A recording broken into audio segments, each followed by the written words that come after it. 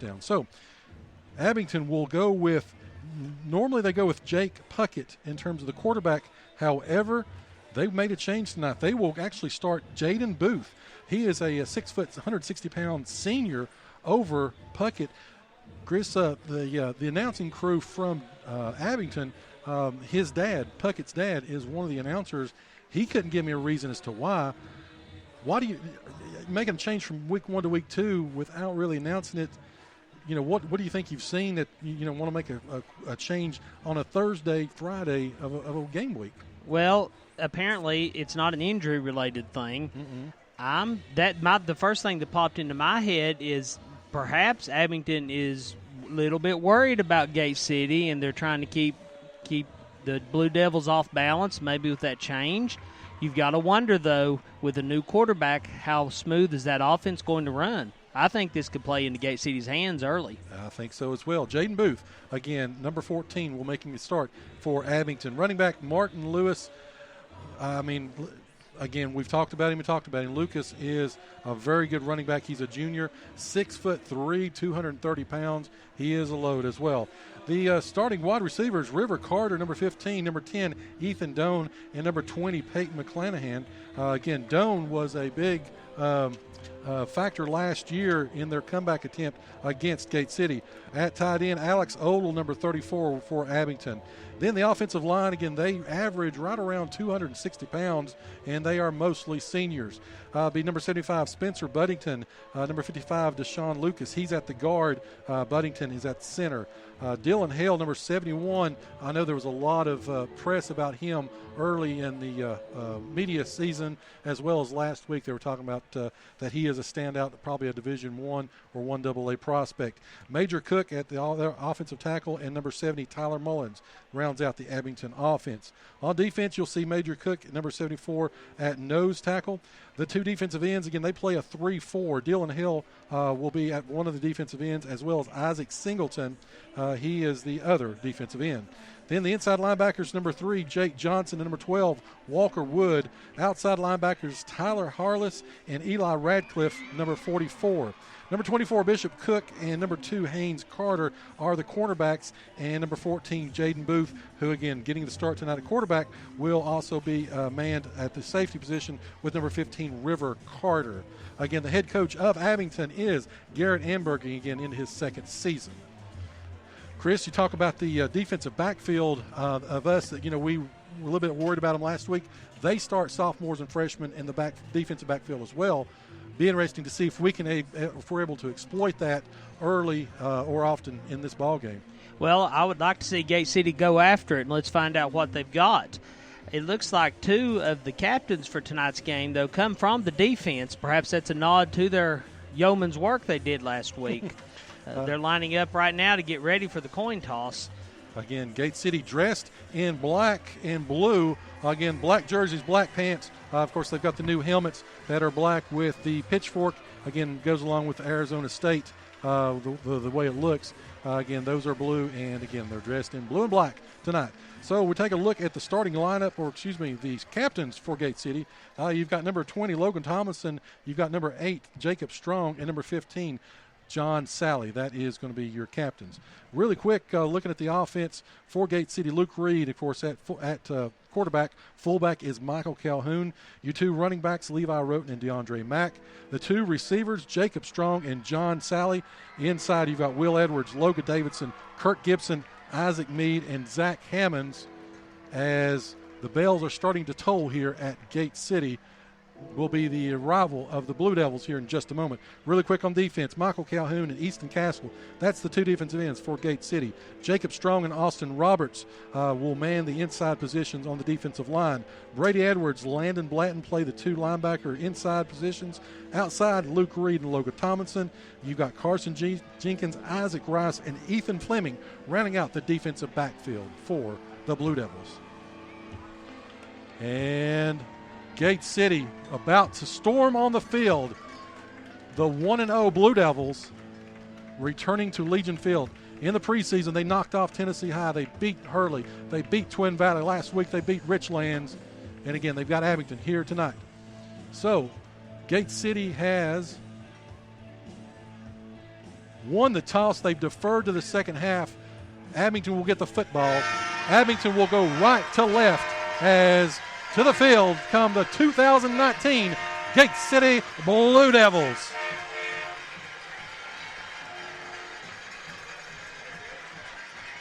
About 4 minutes away from kickoff here as Gate City's on the field and Abingdon is on the field. Abingdon dressed in their road whites with blue lettering, blue pants, and again the white helmets with the sort of up-to-date.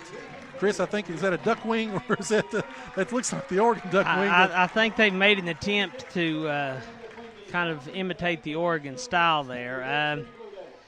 It is what it is. I definitely think Gate City wins the uniform competition. That black really looks good. The blue numbers are popping on those jerseys, and I appreciate the fact that outlined in white makes it a lot easier for us to see them. May be able to see it tonight. Again, Gate City, we're on the home side. We're on the 50-yard line.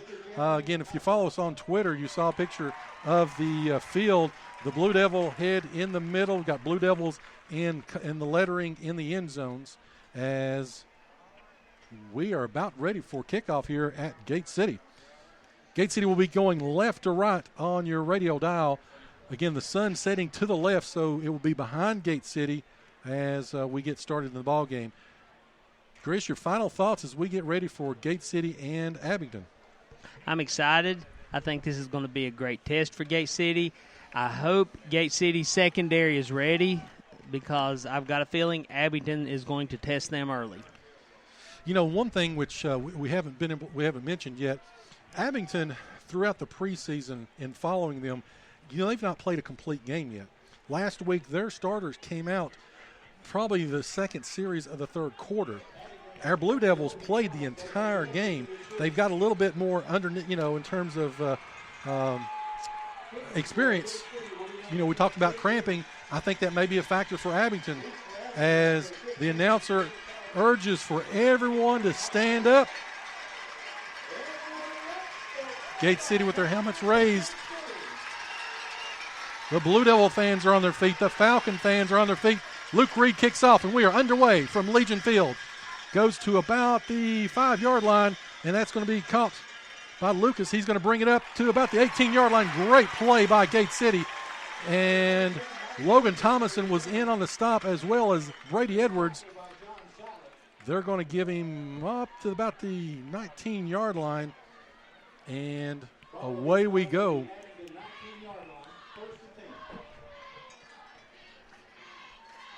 Again, that defensive front of Gate City, which was so pivotal last week. Richlands got inside the 20-yard line 5 times. It came away with 9 points. As here comes Abingdon. They're going to play in the shotgun. And he's going to run it right up the middle. That's going to be Booth. It's quarterback keeper. He's going to go to about the 22-yard line. Only about 3 yards. Joe, I think we just saw the first glimpse of a new quarterback. Mm-hmm. He turned to the left for the handoff. No one was there. Turned to the right. No one was there. So he was forced to tuck it himself. That could be the first mistake for Abingdon. Playing in that shotgun, it's a shorter shotgun. He's only about 2.5 yards behind the center. And then, of course, the deep back will be number 23, Martin Lucas. Abingdon with 2 receivers to the left. And they're back in the shotgun once again. Second down, and they do give it to Lucas up the middle, and Gate City has none of that. They stop him for maybe 1 inside. That's going to be number 45. Again, Michael Calhoun, one of the premier pharmacy players of the week last week. Also getting the start tonight is number 70, Luke Chapman, on that defensive line for Gate City. So, Chris, first third down of the game. How imperative is it for us to stop here and flip the field? Oh, if the Gate City can pull out the big stop here, they're going to have really good field position. I would be afraid. I would watch for Abingdon here, though, to try to air it out. Again, they've got the 2 receivers to the left. And he's back in the shotgun. He's going to give it once again to Lucas. And he breaks it on the 30, 35. He's up to the 40. And he's carrying Blue Devils all the way to the 43-yard line. And Martin Lucas, 230 pounds, he broke through. That gain of give him about 20 almost. Well, apparently Gate City was thinking the same thing I was, and they left the running lanes open there. Again, the run-pass option as As we mentioned, Jaden Booth getting the start tonight for Abingdon at quarterback. All right, so the two wide receivers go to the right-hand side this time. Again, he's back in the shotgun once again. As they shift over, they've got a tight end, wing right, unbalanced to the right, Abington, and they're going to run Lucas that way as well. And he's going to churn up the field, and he does not give up until he's till about the 49-yard line. And Chris, they still didn't get him down. That was a really late whistle, though. There was a huge pile, and it wasn't going anywhere. Gate City is doing a fantastic job of swarming the ball right now. Again, Coach Housewright, Coach Daugherty at the coaches show said they've got to play their position. They can't over-pursue and give him those big cutbacks. So 9:30 left here, first quarter, no score. Abingdon with the football with their first possession. They are on their own 49-yard line. Abingdon back in the gun once again.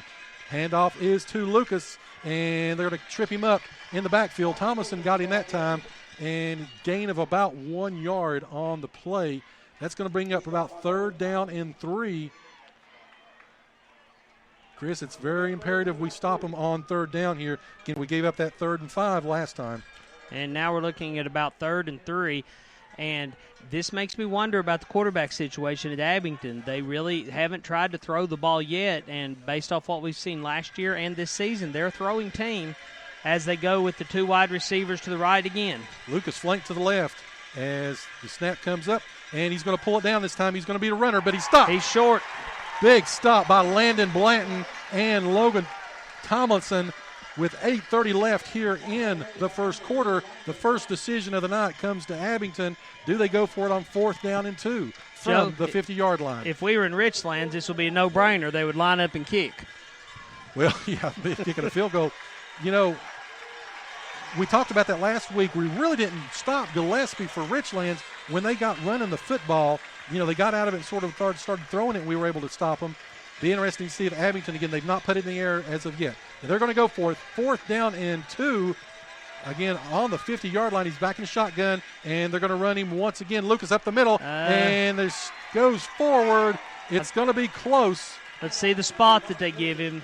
Depends on the spot, folks, as Lucas did a great job keeping his feet alive, and they're going to say it's too close. Let's get a measurement. Joe, I believe they may have it by half a ball length, but you think they've got a first down? Or I believe they've got a first down, but we're not on the field. I'm going to say short. So for a Powell's T, what do you think? For Powell's T, I'll say they got it. I take mine peach, 6 Splenda, please. I'm going to say he's short. Let's see what he's got. And come on, guys. Big stop here for Gate City. Yes, it is. Stopped. Gate City stops Abingdon on 4th down. Would you say that's 2 inches? Maybe 3. So, sweet with lemon? You got it. Okay. All right, Gate City with the first big play of the night, stopping them on a 4th down and 3. The Falcons are denied. Gate City will take the ball over on their own 47 with 7:51 left here in the first quarter. Gate City going left to right on your radio dial. Luke Reed looks like he will be in the shotgun. Joe, that was one bet I was glad to lose. Carson Jenkins flanks him to the left.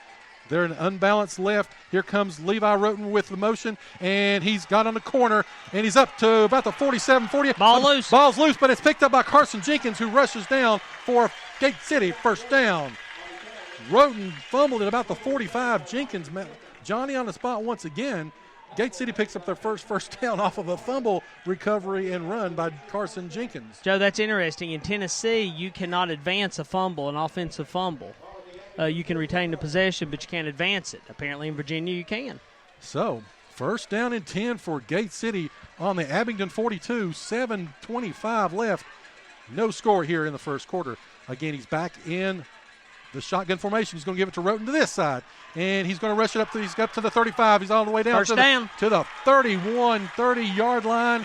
Give Levi Roten 12 more, and Gate City, off the power sweep, has picked up 2 first downs consecutively.